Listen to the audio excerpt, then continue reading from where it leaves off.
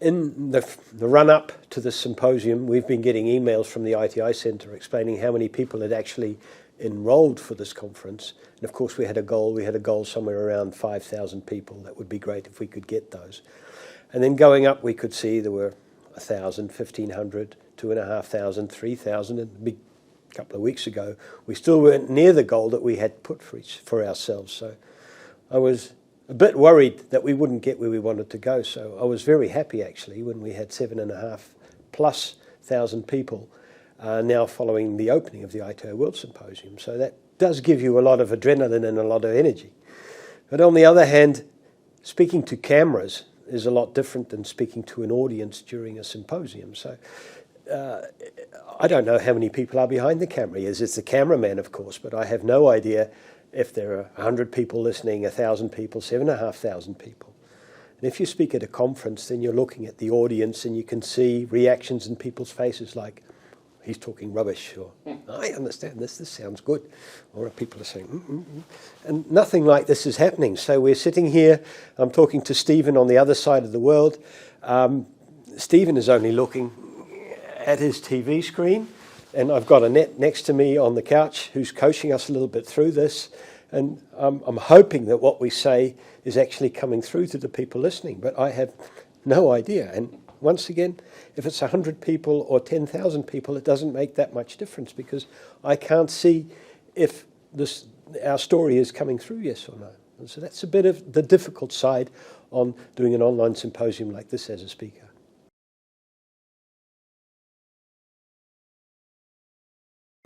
The scientific approach and the patient-centered solutions and the challenge of choice. Right? So the scientific program committee, we were sitting down and we were thinking about this, and I was thinking about this, and what we came up with was, how can we get the patients that come into your everyday practice into this symposium?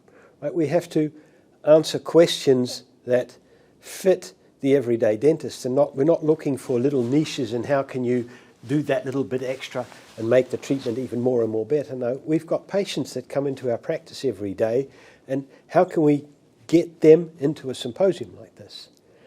So what I actually did, I went to my patient files and I just pulled out 10 or 15 patients with all different areas, and I was looking like, what questions have these asked, what have these come with, what problems are these? And then I took them to the program committee and we said, can we have a look at this? If we approach it in this way, then we have, let's say, real live patients with a story, right? And then these patients have been further developed in the ITI Centre, and maybe the stories have been plussed up a little bit, and we could get the questions in that we were actually looking for. But in that way, I think we've come up with patient scenarios that are actual patients that will come into your practice every day and have questions like this. So now we are trying to answer questions that patients have already asked you. And then looking at science and the challenge of choice, looking at what is trendy and what has already been proven. In this way we can actually start our listeners thinking, right? What is proven, what is not proven, and what can I now learn listening to my patient and now listening to the experts as they explain how they've rounded the challenge of choice that we've given them when they have to talk about these patients.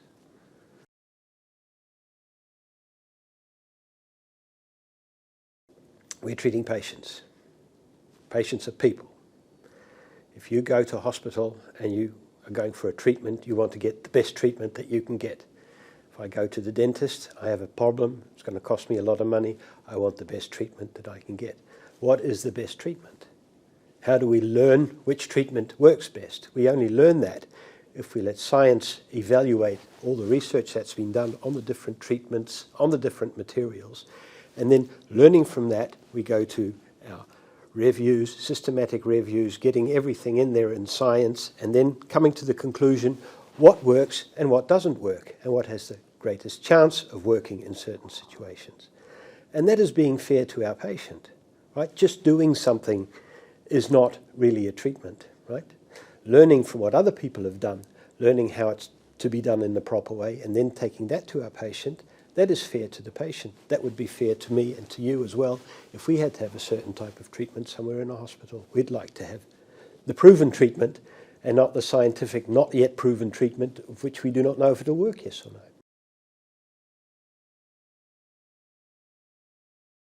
So as we all know, originally we were planning to do the ITI World Symposium 2020 in Singapore, September last year, with these 4 patients.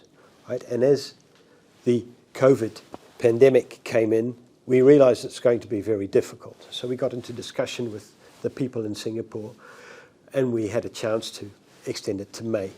And looking at the pandemic, that didn't work either. So we had to decide to stop with the symposium in an analog way and try and find a digital way to make that work. Of course, others had already been doing things like this online, and we were looking at that and thinking, how's this going to work for us? Because what can we learn from what they're doing to make it better when we do it, right? Because we were coming a bit in the end of the pandemic, at least we hope it's in the end of the pandemic. So we had a chance to learn. And I think that the way that we've put it together around these patients and then working online where possible, getting people in when possible, has given us the dynamics that you might be looking for in a symposium. It is, of course, a pity that we cannot meet each other all here in Basel with the symposium and that we couldn't go to Singapore. But on the other hand, less travel is what I've learnt from what's been happening during the pandemic. Everything that we've been doing online, I've been learning from that and seeing that I don't need to travel always to talk to people, to communicate with people, especially when we're looking at education. I don't need to talk at the symposium. If I can get people to look online, it's going to work as well. And the format that we have found now with people on stage, people like Stephen being in Australia, communicating together, and in this way, I think we managed to get the message across. And with a lot less people travelling around the world, a lot less people having to fly into Singapore, I think the carbon footprint, but I'll have to do some arithmetic on this one, of a congress like this is going to be a lot less than it would be if we had everyone travelling all over the place. I'm not quite sure what's costing this downstream, how much energy that's costing, computer time, etc., etc. So that is something to look at. But still, I think we're going in the right direction if we can go into hybrid types of conferences, getting people logging in online, being able to communicate with questions such as we have with the community manager or with the study clubs, but also with people there in the conference at the same time. If we can get that to work properly, I think we're going into a new age of organising conferences.